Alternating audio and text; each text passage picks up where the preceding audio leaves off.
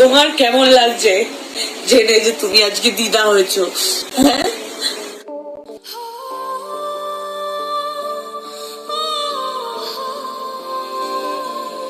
7 বছরের সম্পর্ক ভেঙে যাওয়ার এক বিষাদময় অধ্যায় রচনা করলেন শাওনী চক্রবর্তী।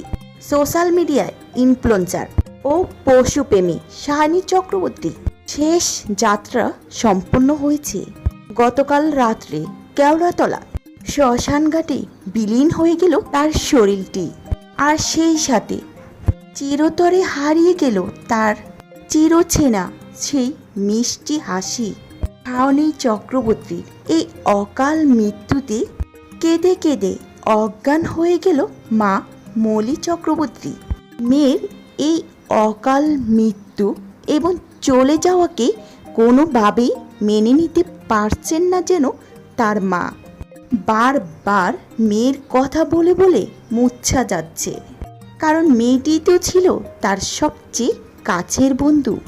একসাথে হাসি আনন্দ ব্লগ করা, সব সময় মা ও মেয়ে মেতেই থাকতো। আজ সে মেয়ে অকাল মৃত্যুতে কোনোভাবেই যেন শাওনীর মা শোক সামলাতে পারছেন না।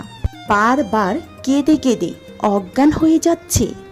শাওনীর শেষ যাত্রায় উপস্থিত পরিবার ও শুভাকাঙ্ক্ষীদের গভীর শোক ও কান্নার দৃশ্য যেন পরিবেশকে ভারী করে তুলেছে। প্রাথমিক তদন্ত থেকে জানা গেছে একটি দীর্ঘ 7 বছরের প্রেমের সম্পর্ক ভেঙে যাওয়ার পর থেকে চরম মানসিকতা অবসাদে ভুগছিলেন শাওনী চক্রবর্তী। যে মানুষটিকে তিনি জীবনের সবচেয়ে বড় অংশ মনে করেছেন, তার সাথে দূরত্ব তৈরি হয় কোনোভাবেই মেনে নিতে পারেননি এই তরুণী।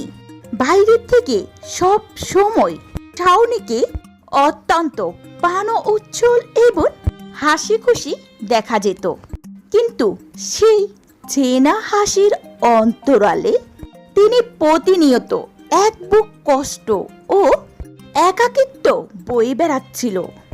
দীর্ঘদিন ধরে এই মানসিক যন্ত্রণার কাছে লড়াই করতে করতে অবশেষে অবসাদের কাছে হার মানলেন সুন্দরমণির এই পশুপ্রেমী মেয়েটি।